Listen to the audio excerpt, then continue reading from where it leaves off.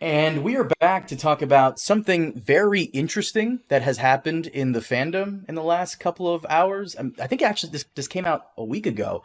Hmm. So just when we thought we were done talking about the original Game of Thrones prequel, the Bloodmoon prequel, new information just surfaced about potential plot details and even some behind the scenes photos regarding Naomi Watts in the pilot episode, where Yeah. she kind of looks like an older Cersei-esque figure, and it looks, at first glance at these pictures, it looks like she's in kind of a Dragonstone type area, where like you Hmm. see the mural in the background, something we saw with Right. with Well, she's supposed to Dragonstone. be she's supposed to be in Casterly Rock, so they gave it kind Mm-hmm. of a like a cave like look. So yes, it comes out looking a lot like the set of Dragonstone. And I wouldn't blame the set for Castle Rock looking different than it does how we saw it in Game of Thrones season 7, because over the hundreds, thousands of years, like of course it's going to go through some renovations. So that makes sense if it looks a little different than how it did in Game of Thrones. But this is kind of interesting, and this was also accompanied by. Actually, no, I'm wrong. Not accompanied. 4 months ago, some Reddit user by the name of Vegetable Respect 14 Hmm. put out some interesting plot details of what we could have expected from the Blood Moon prequel, and a lot of Yeah. this is actually pretty interesting. And I asked, of course, our resident guy in the know, Mr. Dragon Demands, who has access to a lot of the leakers and people who do spy photos. And according to him, a lot of this does match up with what we were supposed to get in the Blood Moon prequel. So, do you mind if I go into the plot details Sure. involving the pilot? Sure. So, according to this Reddit post, and Dragon Demands also coming in and saying, yeah, that kind of lines up, the pilot revolved around a political marriage between the last Casterly male and a Stark princess. Hmm. Lord Stark also brings Lan the Clever, a prisoner of the Starks, as a gift to Lady Casterly. Now, for those of you who are not familiar with the lore of House Lannister, Lan the Clever is the first Lannister ever, and he, according to legends, swindled the Casterlys out of Casterly Rock and became the Lord of the Westerlands, or the Lord of Casterly Rock, and then later the Westerlands, cementing the Lannister dynasty. However, you have conflicting reports that that's not really how it went down. What Lan the Clever did was kind of what Sauron did with the Númenóreans, where he was originally a prisoner, then like an advisor, and then you have other legends that state that he snuck into the castle, impregnated all the maids, and then his numerous sons, helped him take over by force. So, I guess pick your poison. Um, there's also supposed to be a love triangle between Lan, the Casterly son, and his lover. Apparently, a comet strikes during the wedding or during the bedding. It's unclear. And all the houses that arrive for the wedding come with green men priests. Now, the green men priests, tell us a bit about that of them in the lore. Well, the Green Men, we're not sure about too much. We just kind of know what Bran kind of tells us, and that is that the Green Men are supposedly these antler people that they have antlers on their head, and they live on the Isle of Faces. And so there's this idea that perhaps Howland Reed went to talk to them during before the Harrenhal tourney, and was there something about them? I don't even know if there's even anything about them with the Long Night, but I have to look it up really quick. But but they're kind of just like the big mystery of because nothing is like just absolutely nothing is written about the Isle of Faces or the Green Men. So I guess it says that they were part of the conclusion of the after many years of war between the First Men and the Children of the Forest, their respective wise men came to the conclusion that the bloodshed had gone on too long, and they came together to make peace on the God's Eye. And so I imagine that the Green Men were somehow part of this peace. Mm. But other than that, we don't really know very much about them, other than the fact that, they rode elks and had antlers themselves. And on the Isle of Faces, all of the werewood faces like face inward into a circle. It's really just really loose, like the amount of information we have on the Green Men. Almost nothing. It's just like even me Gotcha. explaining it, I'm just like, what else is there? nothing. I mean, it's kind of interesting that there's antler men later, like in A Clash of Kings. But that's Stannis' supporters waiting right. for him to Yeah. lay siege. Yeah. The episode ends with the Andals arriving. Once again, for those of you who don't know what the lore, before the Andals arrived, the entire continent of Westworld was like filled with First Men, and then there's a gigantic war, and now most of the continent of Westeros, when we get to Game of Thrones, everyone below the neck is an Andal, and for the most part, and everyone above the neck, Starks, Northern Houses, Wildlings, are First Men, descendants. So, by the way, real quick, random. The Ironborn, are they descendants of the First Men or the Andals? Or both? Or they just Andals? Neither really. So like they're their own thing. Yeah, they kind of predate all of that. And so it doesn't really like the Ironborn history doesn't really make sense. But yeah, I'm not really a big fan of the Ironborn, so I don't know much about their history other than like the Grey King and the right. But you're talking like history and stuff like even before the Andal invasion and no real connection to the First Men. It's just kind of this own thing that doesn't really make any sense. But gotcha.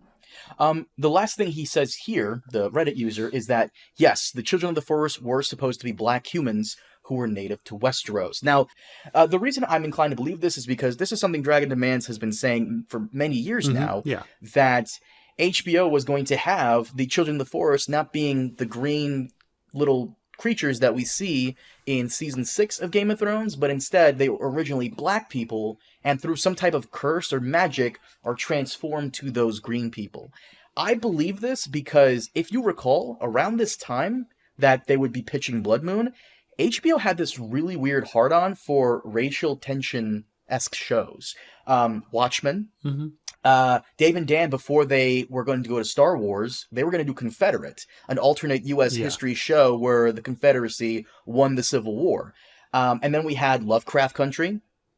And now we have Bloodmoon, which was also supposed to feature this racial tension because, of course, the First Men are white people. That's how we see them in Game of Thrones. And clearly they go to war in the lore with the Children of the Forest. And if the children were supposed to be black people, then, well, there it is. A lot of racial tension-esque shows from HBO. I think Watchmen did it very well. Yeah. But I don't know. This is like some weird thing that HBO had going on. With regards to all of this and how it's derived, like, yes, you have these leaks and such, but one of the things is that you can figure out most of this stuff anyway. So we're not really sure if these are real leaks or just very logical deduction of what's going on. So in interviews, George R.R. Martin revealed that the pilot was about a wedding between the Casterlys and the Starks, and he revealed that like Lan was a character, and he revealed that the Children of the Forest were part of it, and that there was really no source material, and they're kind of doing their own thing and everything, that it takes place like long before. And then through spy reports and casting and stuff like that, they could kind of figure out that black people were the Children of the Forest characters. And so from that, and then in interviews, the show runners and producers said that like the show was about colonialism and oppression and things like that. And those were themes. And so like whether these leaks like were actually from people working on the show or just like logical deduction of what was given to us is kind of unknown. But it sounds like when you're having all of the black people play Children of the Forest, how are they getting from the Children of the Forest in the show to the creatures that we see in Game of Thrones? Like, what has to happen for that to happen or whatever? It was clearly that kind of situation. Also, just kind of knowing the background of like the First Men and the Children of the Forest and that entire story about kind of invasion and colonialism, and stuff like that. So, all this information has kind of been known for a while loosely, but right now it's been kind of consolidated nicely, and a lot of pictures and everything kind of confirm everything. on which people were playing what characters and such. Like, for instance, seeing Naomi Watts in costume, it kind of, becomes apparent that she is, playing a Casterly, probably the mother of the Casterly that's coming up to marry the Stark. Looking at casting reports, you can kind of just look at people and be like, oh, that guy's clearly supposed to be Lan the Clever. Those people are supposed to be the Children of the Forest, that kind of thing. And so, yeah, and also the design of the set and everything kind of looks more Greek in origin, and she's wearing bronze, and so it kind of seems more Bronze Age versus Iron Age, and like it's very clearly like they're trying to make the setting more like Greek rather than medieval, and things like that. So it's all it's interesting stuff. But yeah, it was probably for the best that they cancel it. I think it was probably a little bit on the nose that the white people are coming in and doing colonizing on the black people, and that the black people are going to be portrayed as savages, who are cursed to become children of the forest and things like that, and have magic and such, while the white people don't have magic. It was all just a little weird. And so I think probably that's the reason why the show didn't go forward, is that you're just kind of touching on a lot of weird issues, and somebody is probably going to get offended. I'm a little surprised George signed off on this. Like, did he not want to come in and say, let's not do that? Because it seems a little risque. And yeah, he might have been like, he might have been like, let's see how it goes. I trust these people to do something interesting. Keep in mind the first time we heard about black, like if we go way back, the first time we heard about like the Valarians being black, we were kind of initially shocked, like, how does that work? This is going to be really weird. And then eventually you kind of realize what they're doing, and it worked pretty well, and it was no problem in the end. Like, they actually pulled it off, they pulled it off. Yeah. And, but it was a risk. It was a risk, but they pulled it off, and it all worked out. So, maybe they could have worked it out. Maybe they could have pulled it off, but I don't know. It just didn't, after people watched the pilot, it just didn't seem like it was worth the risk. A $30 million pilot though. God damn. I mean, look, I would still like to see it. Oh yeah, definitely. I would see it. That would, look, if you want me to, what they really should have done was, I mean, in the future, if they do decide to do this, HBO could make so much money releasing the original Game of Thrones pilot. Oh, you know what I'm talking about? The one where Daenerys was like a different actress? Absolutely. And this one. Oh my God. Like, both of these. Like, I would buy that in a fucking heartbeat. Like, why just really release one next month, and it would be like, you'd have all these subscriptions. Yeah, absolutely. Honestly, why the fuck not? Like, yeah. By the way, real quick, before we get off this topic, a comet strikes during the wedding, or during the bedding, unclear. So, the Vulcan. Is the comet a Vulcan, by the way? Well, do they mean comet strikes? Do you mean like a meteorite strikes? Or does a comet in the sky? I'm assuming there's a comet in the sky. Okay. Well, so you want to know about the comet as a Vulcan theory? Well, real quick, George R.R. Martin had a story called Night Flyers. Back, he wrote it in about 1970, published in 1980. And Night Flyers is about some people doing a deep space scientific research mission trying to find this interstellar alien called the Vulcan. And this interstellar alien has been passing through the galaxy, and there's apparently many of them, but passing through the galaxy, away from star systems through deep space at sublight speeds for thousands and thousands of years. And it passed by Earth around the time of Jesus and things like this. And all these different civilizations around the galaxy have stories of the Vulcan. and like what it is. People think it's a ship. People think there's an alien civilization on the ship and things like that. At the end of the story, Night Flyers is barely even about the Vulcan, because it's mostly a horror story where the people are getting picked off one by one by somebody's telepathic embodiment of their transgender cross-gender clone that's been uploaded into a computer. But besides that plot, the Vulcan turns out that it's not a ship, it's not a civilization, it's a very basic primal organism, like a jellyfish, that propels itself through space using telekinesis. And the idea is that its telekinetic powers were causing people's telepathic abilities to kind of go to be enhanced when it passed their worlds.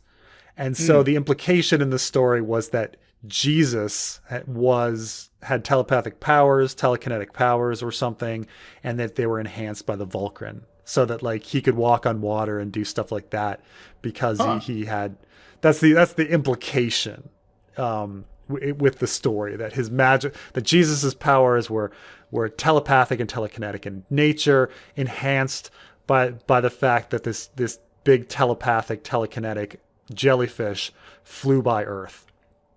And so the comet is a Vulcan theory, which is mostly a kind of joke theory, is that the reason that Daenerys is able to, say, hatch dragons and do pyrokinesis and prevent herself from being burned is that as a Vulcan is passing Planetos, it enhances those powers and then it moves on. So, well, according to our boy Dragon Demands, based off his information here, apparently the immediate cause of the long night is a meteor shower, apparently summoned by magic. Same with the flooding of the neck, technically a tidal wave, but also summoned through magic. And with the meteor shower, so much dust that gets kicked up that it darkens the sky, a mini ice age, like when the dinosaurs were wiped out. And the sky is so hazy that the moon looks like it turned blood red, hence the title of the prequel, Bloodmoon. So they went with the nuclear. They essentially went with the nuclear holocaust, the nuclear holocaust theory, right?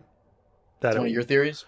Yeah, I mean, yeah, pretty much. Like they essentially went with that the long night, the explanation for it is that it's a nuclear winter, but they went with like meteorites doing it instead. But it's still a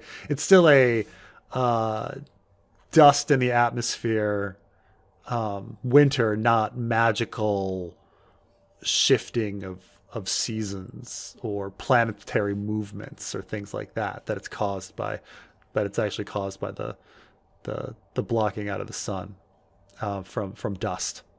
But yeah, no, that's pretty much the post-apocalyptic theory. If George signs off on it, technically it's canon, right? I know. But so, I think it's, I'm pretty confident about the long night being a nuclear winter of some sort. I mean, maybe you could say it's like a volcano or something, but that it's not, that the long night is different from the varying seasons aspect of Westeros, that it's a separate thing.